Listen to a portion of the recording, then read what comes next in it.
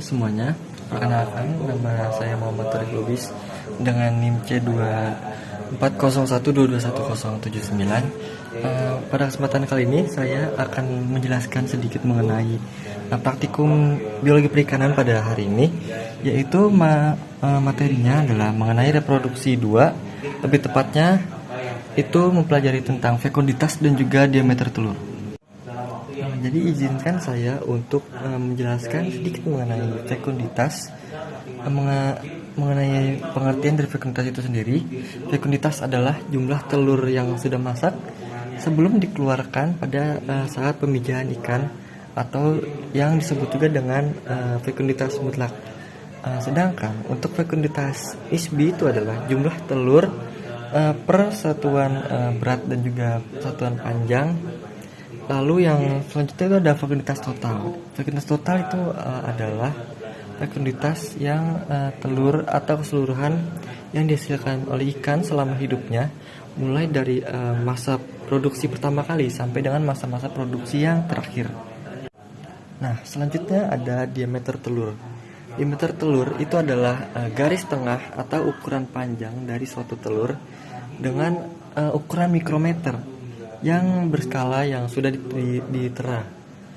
Fekunditas dan diameter yang kita amati itu berasal dari ikan yang sudah mencapai pada tahap perkembangan yang sudah matang.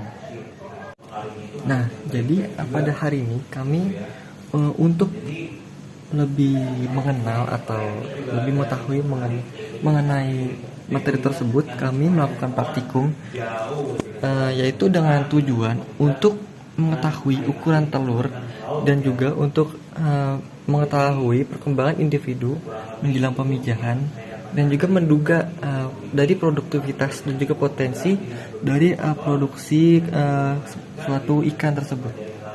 Lalu untuk melakukan praktikum tersebut ada beberapa dari prosedur kerja atau metode-metode yang kami lakukan, yang diantaranya itu adalah melakukan rangkaian-rangkaian yang sesuai dengan urutan.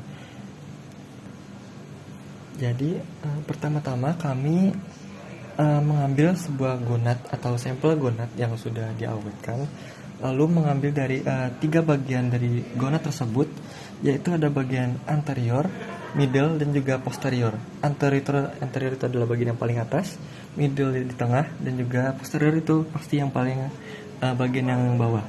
Lalu dari ketiga bagian tersebut, kelompok kami atau saya sendiri mendapat bagian, yaitu bagian middle dari gonad tersebut.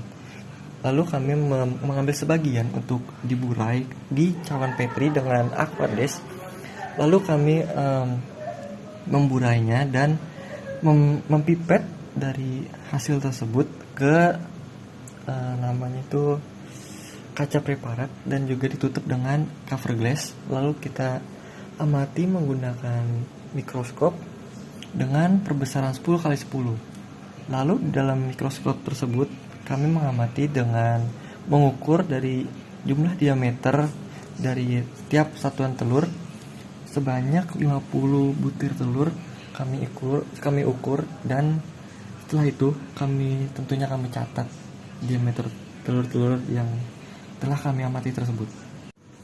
Nah, untuk mendukung dari berjalannya praktikum tersebut, tentunya kami dibekali dan membawa beberapa alat dan bahan yang pastinya kami gunakan dalam praktikum tersebut, yaitu yang pertama diantaranya ada mikroskop. Mikroskop itu berfungsi untuk melihat dari diameter telur tersebut dan untuk kami teliti.